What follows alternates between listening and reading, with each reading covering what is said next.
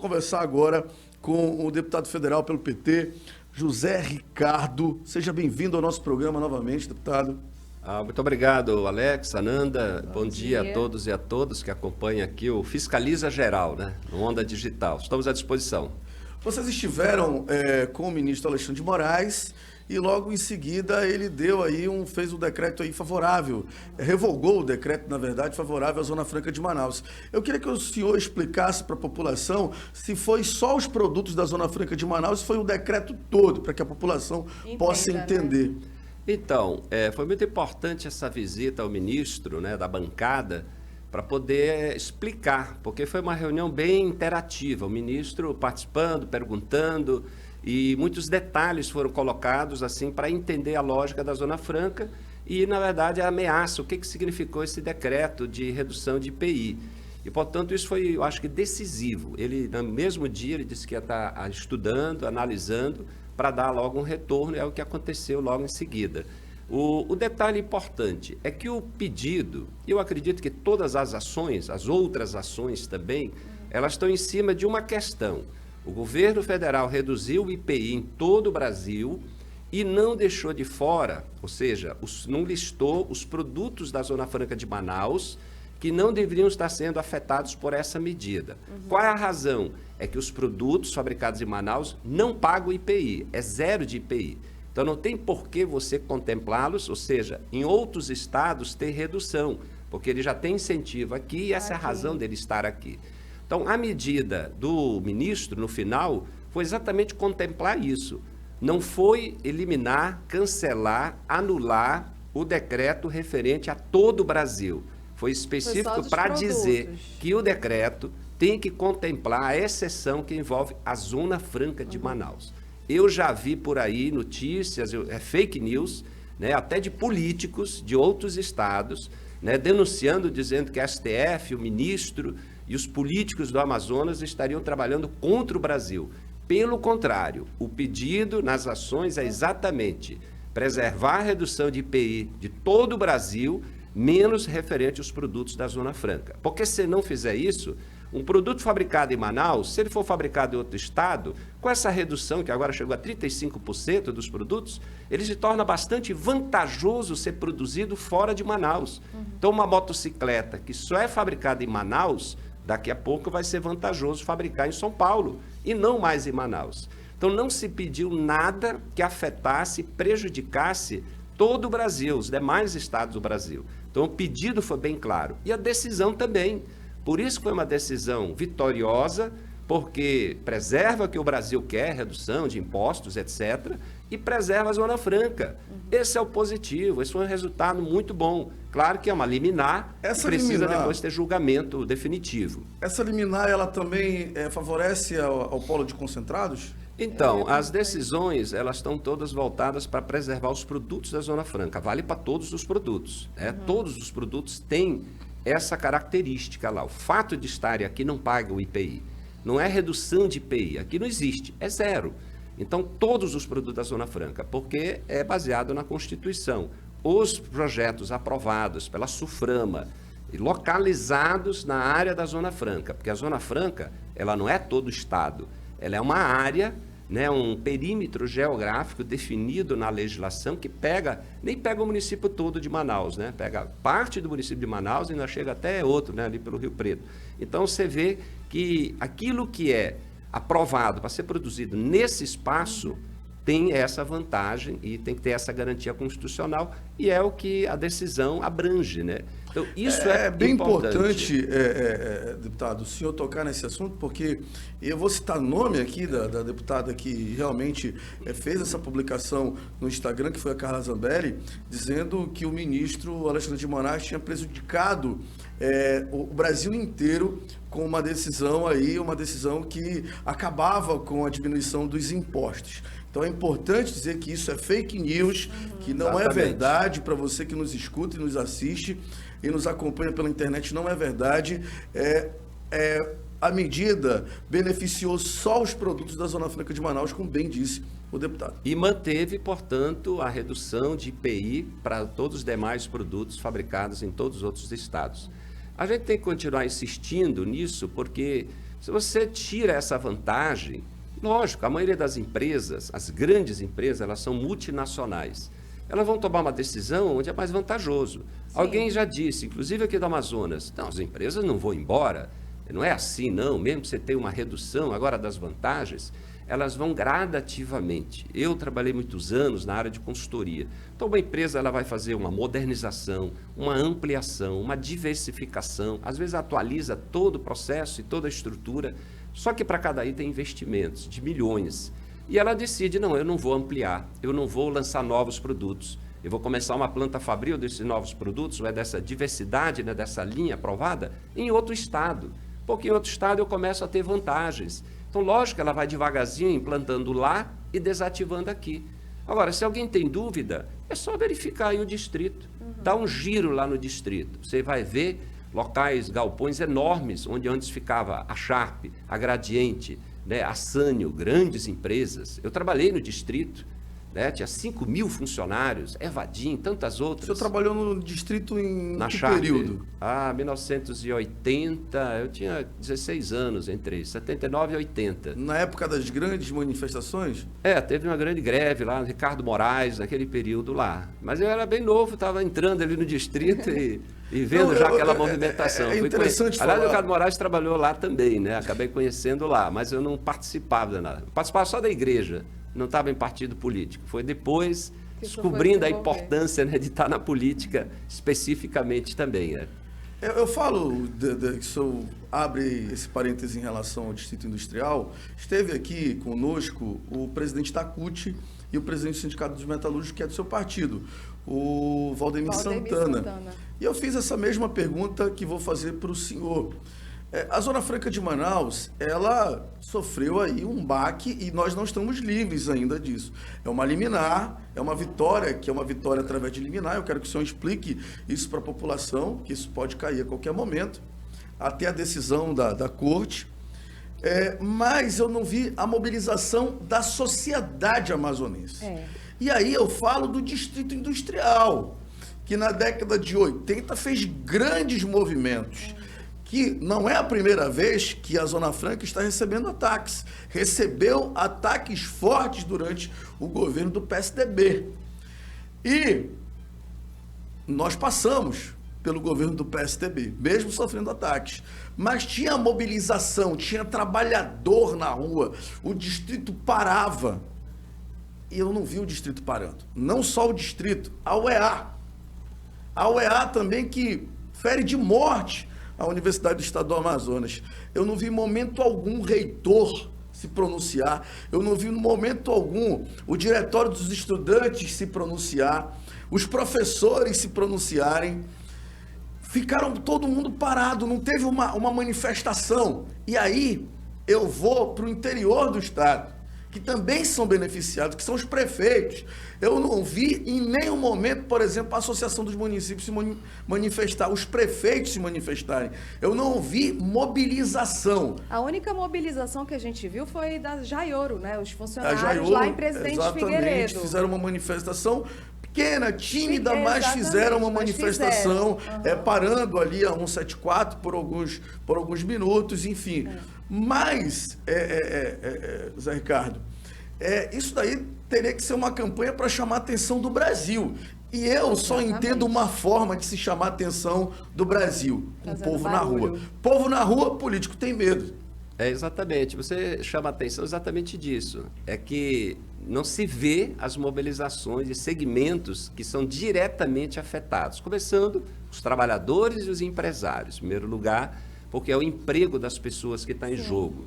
E do empresário, o investimento que ele realizou e que pode se perder, pode reduzir o seu ganho por conta disso, ou seus planejamentos futuros, né, de ampliações. Então, esse é notório isso. Eu acho que é assim, nós temos muitas lideranças que talvez estejam ainda apostando num resultado ou de negociações, de diálogos, que eu acho que esse não existe. Porque, por exemplo, o ministro Paulo Guedes, a própria figura do presidente, que recebeu o governador, eles são mentirosos, né? Ou seja, ele recebe um governante, fala uma coisa que vai estar dando atenção e no dia seguinte baixa um decreto para piorar a situação. Então, esse ministro Paulo Guedes, ele é um inimigo da Zona Franca.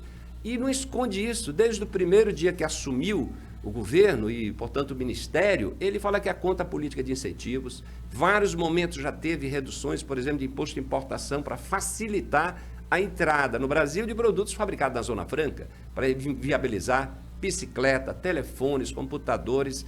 Agora, precisaria... não aconteceu o que a gente vê em filmes, eu até comentava com você. Tem certos filmes que mostram uma situação acontecendo, né? A situação dramática, decisiva, de morte, mas as pessoas não se apercebem, não dão importância. E quando já é tarde demais, aí as coisas já não tem mais como reverter. Nesse caso da Zona Franca, o momento é esse, o momento é agora de você se mobilizar. Trabalhadores, empresários, e você lembrou da UEA. Eu acho que é um papel do Estado, o governo do Estado deixa de arrecadar, os municípios vão deixar de receber a contrapartida. De um modo geral, o setor econômico, os fornecedores para o polo industrial, todos vão deixar de receber, de ganhar, todos vão perder. Então, precisaria sim ter mobilização. Agora, até parece estar faltando lideranças para puxar isso. Lideranças que possam ser vozes efetivas. Porque se político fala, tem muita gente que diz, né, o político está alarmando, né? Mas é o papel de todo mundo. É do político, sim, é do reitor, como você fala, é do presidente de entidades. Na semana passada teve uma reunião de 4 centrais sindicais, estive presente, que se manifestaram, ficaram de exatamente começar a mobilizar a partir de agora com mais intensidade, mesmo com essa decisão judicial, decisão do Supremo a favor, mas não é a decisão definitiva. E, portanto, nós precisamos fazer isso, chamar a atenção do cidadão e de que a sua vida está em jogo. É o seu filho que pode não ter a vaga na faculdade, né? É alguém da sua família que poderá perder o emprego amanhã no distrito e não conseguir outro. Ah, não, eu vou sair do distrito e vou arrumar num comércio. Não, mas o comércio depende do distrito. É todos que vão reduzir simultaneamente o nível de emprego. O fornecedor, é o comerciante, é a indústria. A pessoa não vai poder procurar emprego aonde? Porque não vai ter, né? Porque vai ser uma redução em cadeia. Portanto, nós precisamos fazer essa defesa. Deputado, nós falávamos agora das mobilizações que não aconteceram.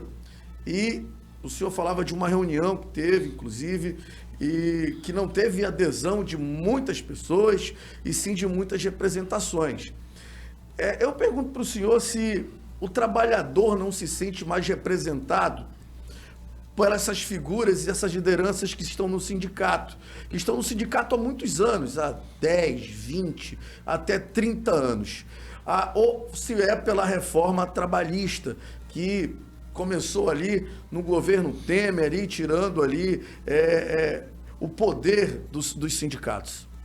Eu acho que a mobilização ela tem que ser realmente de todos, né, todas as instituições. Os sindicatos, principalmente dos trabalhadores, teriam uma motivação mais ampla, né? O emprego de forma imediata está ameaçado por conta dessas ameaças, né? A Zona Franca e essas medidas aí.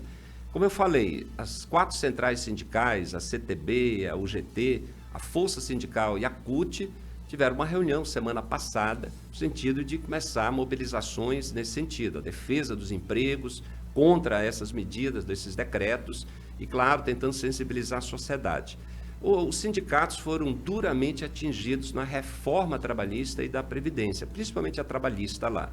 Enfraqueceu muito a atuação, a disponibilidade de recursos. Claro que isso afeta também mobilizações aí. Mas os sindicatos sempre são os mais aguerridos, né, segmentos da sociedade envolvidos na luta dos trabalhadores. Tem vários outros movimentos sociais que também, nos últimos anos, não estão tão atuantes como em anos anteriores aí. Eu acho que o setor empresarial também precisaria se mobilizar mais, tem força, tem condições financeiras até mesmo de organizar atividades para chamar a atenção da sociedade. E eu vejo que o poder público, na figura dos governos, principalmente o governo do Estado, aliado com os governos municipais, porque tem uma perda direta de arrecadação, afeta o Estado, na questão da economia como um todo.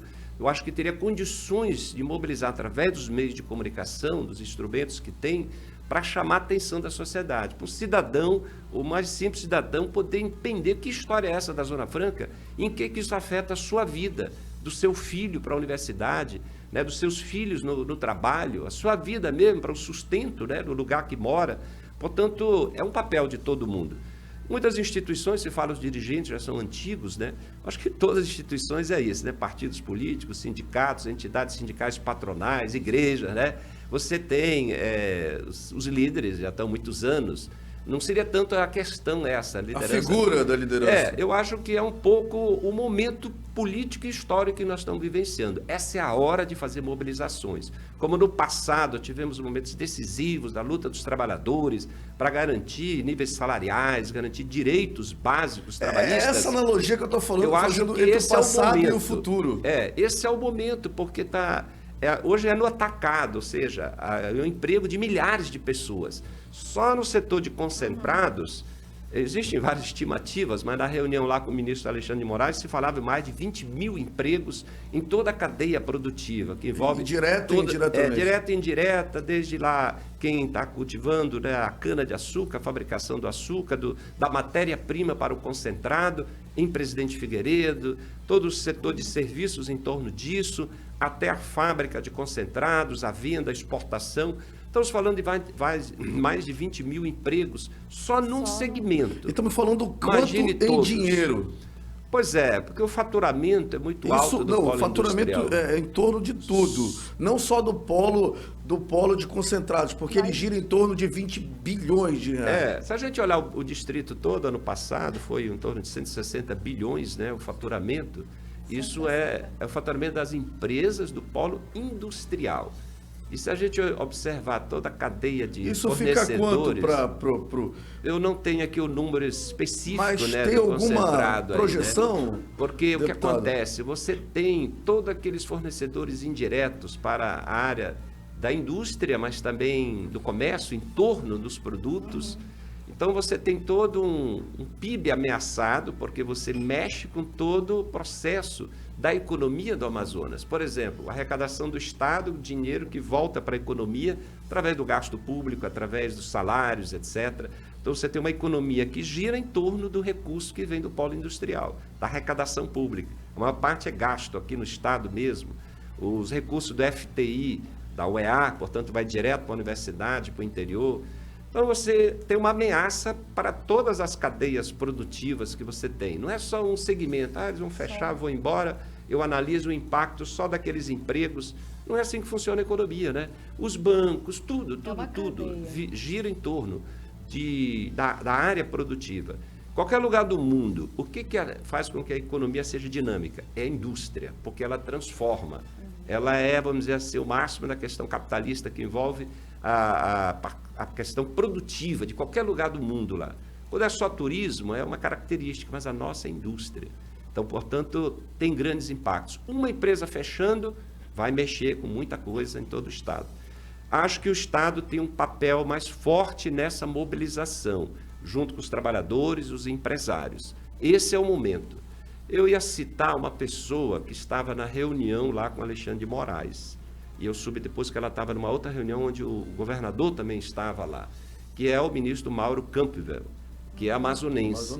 E ele estava do lado do ministro e ali confirmando e até acrescentando aspectos da importância da Zona Franca. Acho que influenciou bastante a presença dele, a palavra dele, conhecimento dele sobre o Amazonas, sobre a Zona Franca de Manaus.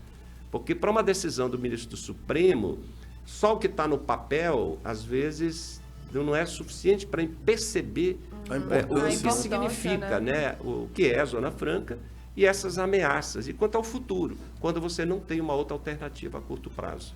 Bom, eu queria que você explicasse para a população que nós estamos com uma liminar, mas para a gente ter a vitória mesmo, precisa de uma decisão da corte.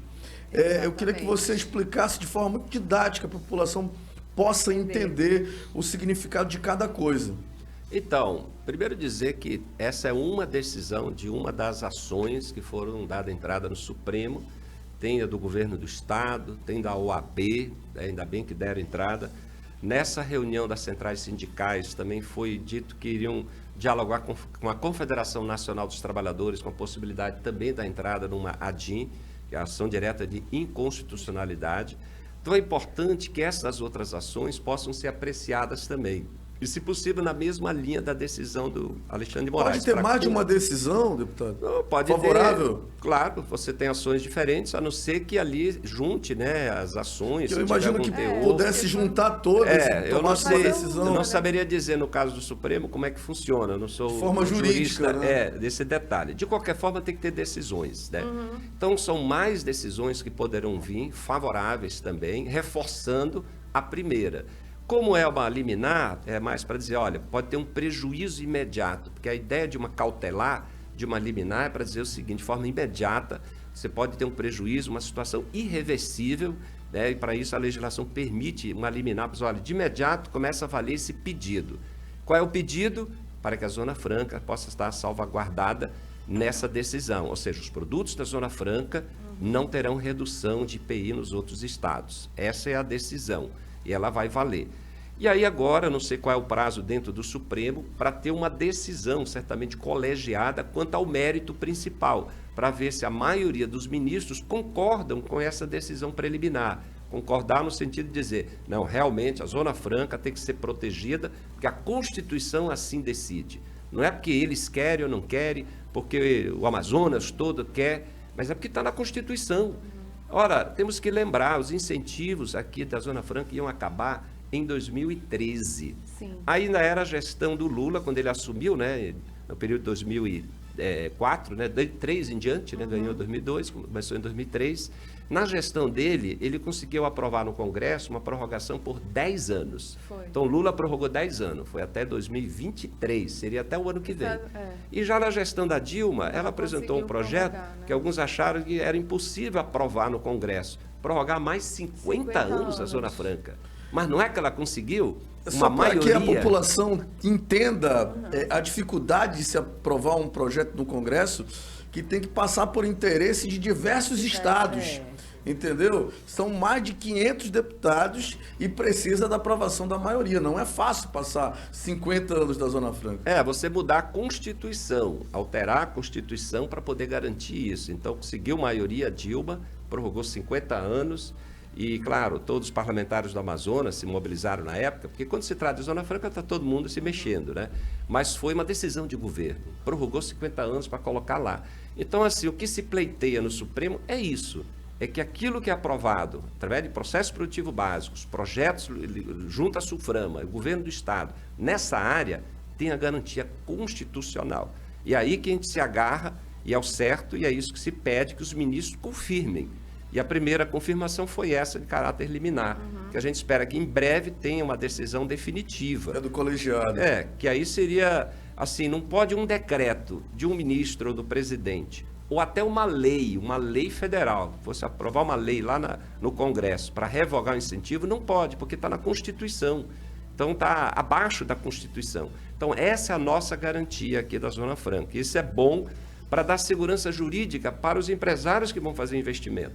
Qualquer um de nós for fazer um investimento num lugar que você sabe, olha, eu vou investir porque são tantos bilhões, a longo prazo eu vou ter o retorno, mas eu vou ter um incentivo durante não sei quantos, 50 anos, então posso investir tranquilamente, que não vai mudar a regra, eu vou produzir alguma coisa, eu vou ter minha margem de lucro, eu vou produzir e gerar emprego. É assim que funciona, chama-se segurança jurídica. E um decreto desse não pode suplantar a Constituição e criar insegurança, instabilidade, desemprego e amanhã a fuga de empresas daquela região. Lembrar que aqui é a Amazônia, Amazonas, região estratégica do país, é uma região que precisa de investimento público.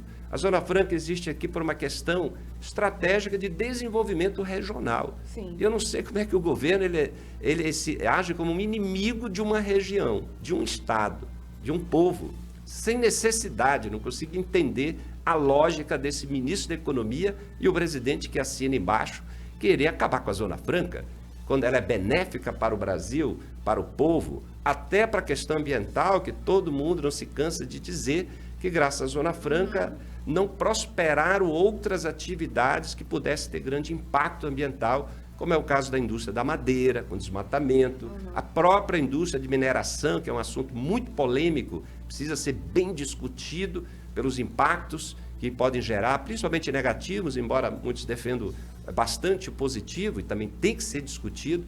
Então, fez com que preservasse muito o meio ambiente e a floresta. Isso é positivo para o Brasil, para a imagem externa lá. A Zona Franca ajudou o Brasil sempre.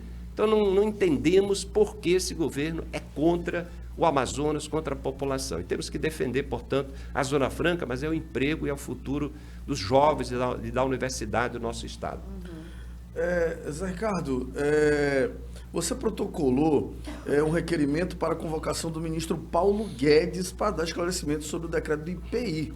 Como é que está?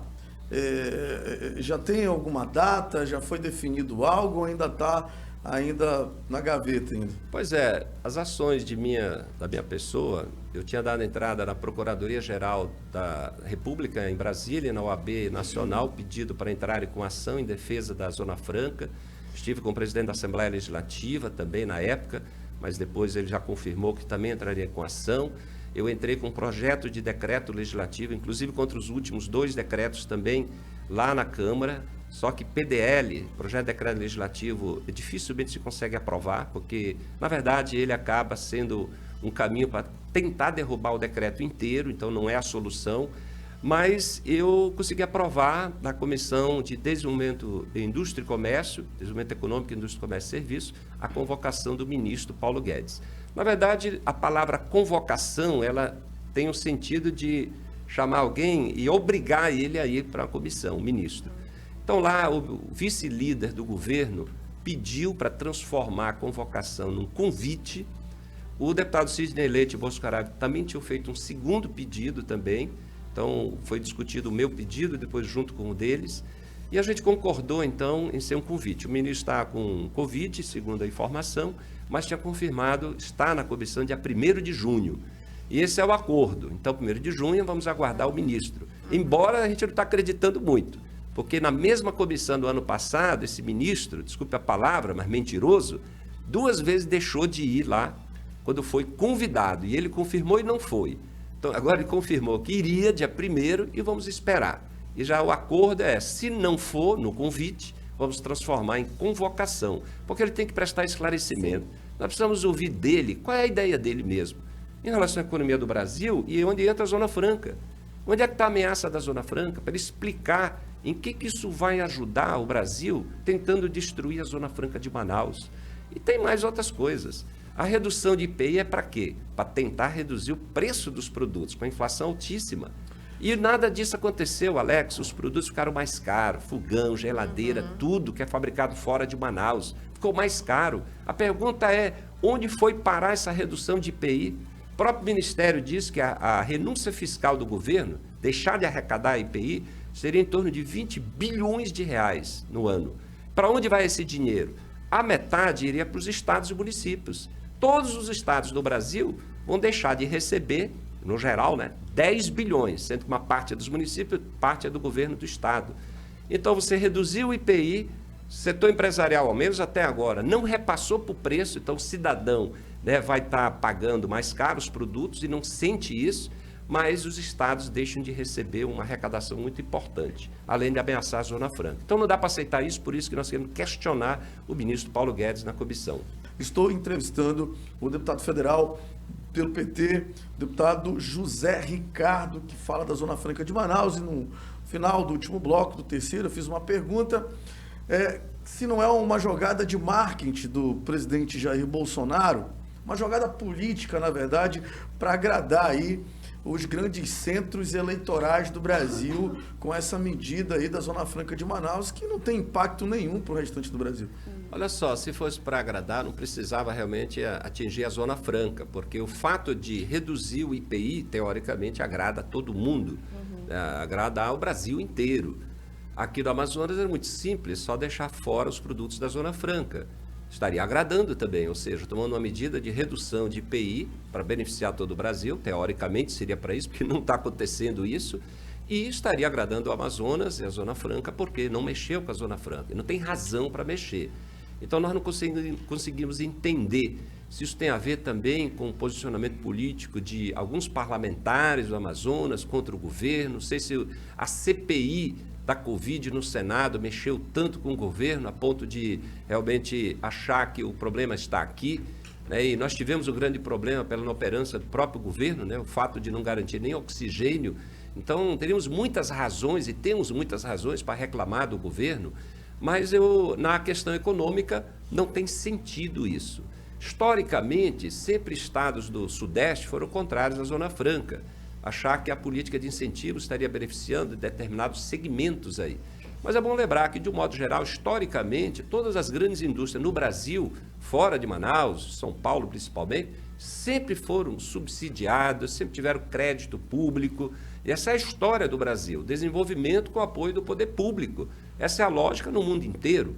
Você vê que agora na pandemia os Estados Unidos aprovou o maior pacote da história de ajuda econômica para a economia, para as empresas. A mesma coisa é a Europa.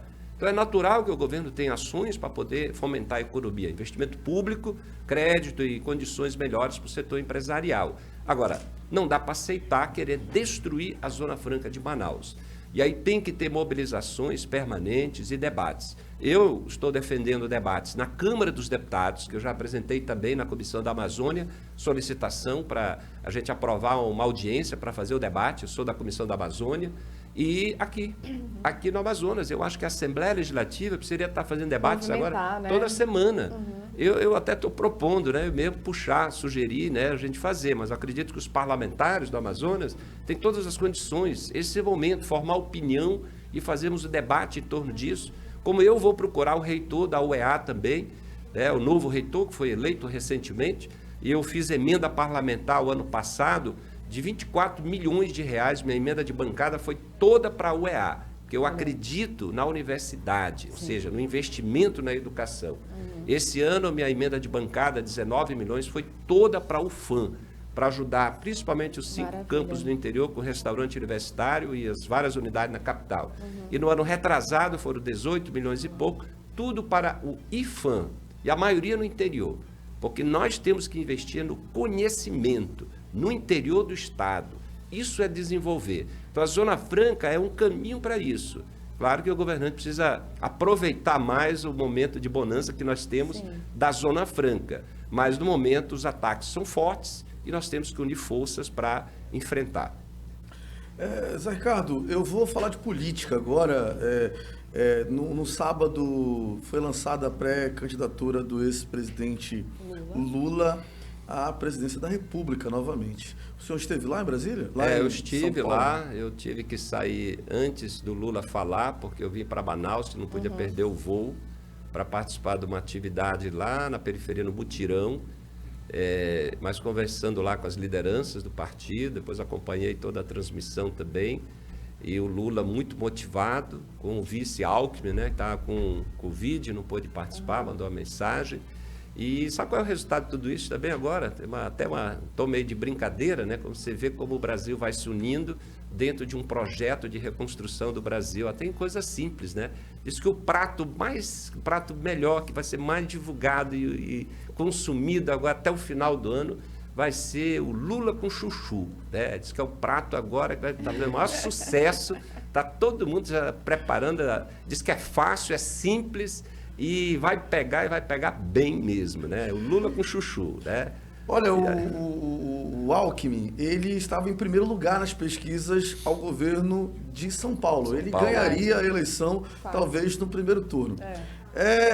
De forma muito inteligente, o presidente Lula e o PT convida Alckmin para ser o vice na chapa, para estar aí esse eleitorado aí do Alckmin de São Paulo, Zé Ricardo. Sim, com certeza. E pensando em algo muito maior, pensando realmente no Brasil, a ideia de que o que está se destruindo hoje de conquistas realizadas ao longo de vários governos, você vê que nós tivemos 2 governos seguidos do PSDB a nível nacional e depois 2 do Lula e um quebrado, né, como se fala, da Dilma, né, que tiraram a Dilma.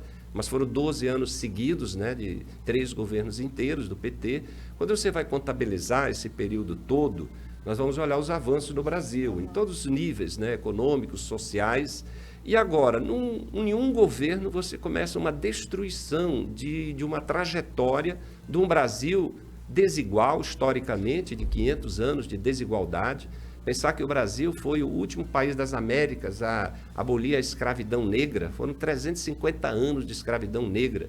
Então isso deixou sequelas muito fortes e não vai ser um governo ou outro que resolve rápido, mas uma sequência de governos que vai resgatando cidadania, direitos, conquistas sociais, avanços, dignidade, mas qualidade de vida para as pessoas, diminuindo desigualdades regionais, que é a nossa realidade aqui, amazônica, nordestina. E agora um governo vai destruindo. Então, assim, juntar forças políticas da sociedade é o caminho mais inteligente. E o Lula tem a experiência, ele podia estar com o coração amargurado, raivoso por tudo que aconteceu recente com ele, com a família, com a prisão, com as injustiças, mas que ele foi inocentado de tudo. Mas, pelo contrário, trabalha juntando essas forças da história política do Brasil, num certo momento antagônicas em posicionamentos, mas agora juntos, pensando realmente que nós temos que superar esse momento doloroso. É o momento eleitoral, claro, ainda temos a eleição para chegar, é o momento pré-eleitoral, de construção de caminhos, de propostas, e o Lula foi no caminho certo, o Partido dos Trabalhadores, e o PSDB, entendeu, uma parte dele, e o PSB, que está junto, onde o Alckmin está 100% com esse projeto. Então, com certeza, isso é importante para o eleitorado do Sudeste, para compreender que isso não é um governo esquerda, como se fala, extrema, raivosa, vermelha, como se coloca, mas é de todas as cores. Né? No pré-lançamento lá, foi a bandeira do Brasil, Pela primeira vez a esquerda brasileira está junto dentro de uma candidatura, né? PSOL, PCdoB, entendeu? É a primeira vez que isso acontece. Nesse caso, todos estão com o mesmo entendimento. Isso é muito importante para o Brasil, porque é o que nós estamos precisando. Nós não precisamos de radicalismo, né? Nós precisamos de gente que construa, que a gente faça algo novo e cuide. Então, por exemplo, cuidar da Zona Franca. O Lula já falou. O Lula é a favor da Zona Franca. O Lula se manifestou agora, ele até ficou indignado, mas como? Por quê? Né? Por que isso? É isso que ele pergunta. Deve ser. E a mais, além da Zona Franca, era para ter investimento em infraestrutura, cuidar da internet no interior do estado, cuidar do sistema de transporte aéreo. Nós estamos num abandono total. Precisa construir aeroportos, temos que ter linhas aéreas para o interior. Como é que nós vamos desenvolver o Amazonas? É isso que o Lula quer, e é isso que, com certeza, a gente espera que aconteça. Ricardo, né? E aqui em Manaus? Olha, eu converso muito com algumas lideranças do PT aqui de Manaus, inclusive nacionais, e eu conversei com uma liderança que pediu para não falar o nome, me falou: Alex, olha, eu conversei com o presidente Lula, e o presidente Lula disse que nós vamos conversar, que ele vai conversar pessoalmente, de Amazonino a João Pedro, vai conversar com aqui todos, né? no Amazonas. Isso significa o quê? Não, significa que o Lula faz isso mesmo, ele conversa com todo mundo. E todo mundo quer conversar com ele. Existe mais os outros querendo conversar com ele do que só o Lula. O Lula tem essa característica, né? Ouvir todos os segmentos, ele não tem nenhum problema, que aliás é isso que ele sempre fala, nós temos que dialogar com todo mundo e depois temos uma proposta, um projeto e tocar para frente e tal. Nós temos um nome colocado dentro do partido, apresentado por um coletivo, que é o João Pedro, que eu apoio a iniciativa, a ideia, né, o nome, tem total capacidade e condições para assumir uma tarefa como essa. O João Pedro foi o candidato a governador quando o Lula ganhou a primeira vez, né, em 2002. Né? Agora, é uma decisão que depende realmente dos acordos a nível nacional com os partidos políticos, porque o Lula continua dialogando, buscando o apoio de outros partidos, além dos que já fecharam, para poder apoiar. E quando você vai ter esse diálogo nacional, cada partido coloca também as suas necessidades, suas prioridades em cada estado. É assim que funciona. Por isso que esse diálogo está acontecendo, não tem nada decidido ainda. Mas existe uma possibilidade do PT fazer o vice do Amazonino aqui? Não sei, em nenhum momento foi cogitado. Aliás, nós não tivemos nenhuma reunião formal para tratar disso aí. Tem muita especulação, muita gente tem a sua interpretação, ou então o seu entendimento, olha, eu acho que deveríamos ir para cá ou para lá, não tem nenhuma decisão ainda. Mas no seu entendimento, o PT deveria vir com chapa pronta? A princípio, nós deveríamos estar buscando a primeira proposta, ter candidatura própria. Por quê? Porque seria a oportunidade da gente poder levar 100%, e eu diria na integralidade, até pela nossa vivência diária, a proposta que o Lula está defendendo. Eu acho que esse seria o caminho mais adequado para o partido aqui no Amazonas. Agora, se o processo de diálogo, de alianças nacionais levar para um outro caminho, isso nós vamos estar discutindo agora nos próximos 2 meses, acredito, que é o período aí de diálogos até as convenções, né? Porque assim, lá no PT, dentro do seu partido, tem várias correntes. A corrente que defende que o partido tem que caminhar sem candidatura própria, que aí eu cito o nome aqui, que é o deputado Sinésio Campos, que defende que o partido não tenha candidato, e ele fala isso de forma muito franca, que não tenha candidato ao governo do Estado, que apoie só o senador Omar Aziz, e também aí a sua corrente que defende aí a candidatura própria, que é do João Pedro, e a informação que vem lá de São Paulo, de Brasília, que o presidente Lula deve conversar com o amazonino a João Pedro. E quando fala-se amazonino a João Pedro, eu logo deduzo que pode vir aí uma aliança. Mas você diz que não tem nada nesse sentido de conversa. O Wilson Lima já manifestou apoio ao Bolsonaro, abertamente, publicamente. Não estou vendo nenhum diálogo dele com possibilidade de apoiar o Lula. Então, se alguém do PT apoia o Wilson Lima como um nome a candidato, vai ter que convencer a Nacional de que alguém que já disse que apoia o Bolsonaro deva ser alguém que a gente vai apoiar. Você tem outros que defendem a Amazonino. O Amazonino está num partido menor e acha que o diálogo com o Amazonino seria interessante, o ex-governador, a experiência que tem. Você tem o Solidariedade, onde está o Ricardo Nicolau, que a nível nacional fechou apoio ao Lula. Inclusive foi então, o que deu ali a DIN. Então, naturalmente, qual é a ideia de muita gente? Bom, a Solidariedade está apoiando o Lula, então aqui, quem sabe, apoiar o candidato Solidariedade. Não tem nada arrumado também. O MDB está muito dividido. Tem uma pré-candidatura a nível nacional, mas boa parte do MDB nos estados quer apoiar o Lula e quer que o MDB apoie oficialmente o Lula. Aqui nós temos a figura de Eduardo Braga, pré-candidato a governo, que já teve conversa também lá com Lula. Não tem nada conclusivo, mas tem esse diálogo aí. Então você vê que tem essas movimentações por várias razões e tudo mais. E a possibilidade da candidatura própria. Então ela não está descartada. Isso foi dito, inclusive, por o Grupo de Trabalho Eleitoral. Não há nenhum grande segredo em torno de tudo isso. O jogo é esse, de debate, muita coisa é clara. Outras são discussões que você não sabe os detalhes ainda. Mas o certo é que nós vamos ter esse mês uma previsão de uma discussão nossa aqui no Amazonas, mas influenciado por alguma orientação a nível nacional. A Nacional já definiu prioridade número 1, é a eleição do Lula. Prioridade seguinte, é a eleição de federal, que é uma base de sustentação política na Câmara maior. E a eleição de senador na sequência, para poder ter no Congresso, no caso, o Senado. Então, esse é o caminho que nós estamos tendo aí. E queremos aumentar a bancada de deputados estaduais. Nós temos hoje o deputado Sinésio, a ideia é tentar eleger ao menos mais um. Né? Tem um aumento. Temos o Praciano, temos o João Tayá, temos o Elton Aleme, temos aí o Valdemir Santana, temos aí, portanto, vários nomes, temos mulheres, né, como a France, vários nomes, o Peixoto, né, várias pessoas aí, Valdemir José, nomes já conhecidos, nomes com grande potencial que nós temos também. Muito obrigado pela entrevista, deputado. Bate-papo político da Zona Franca, muito bom. Fique com Deus e até a próxima oportunidade. Obrigado, Alex, Ananda. Obrigado a todos que acompanham aqui no Fiscaliza Geral, na Onda Digital. Valeu, obrigado.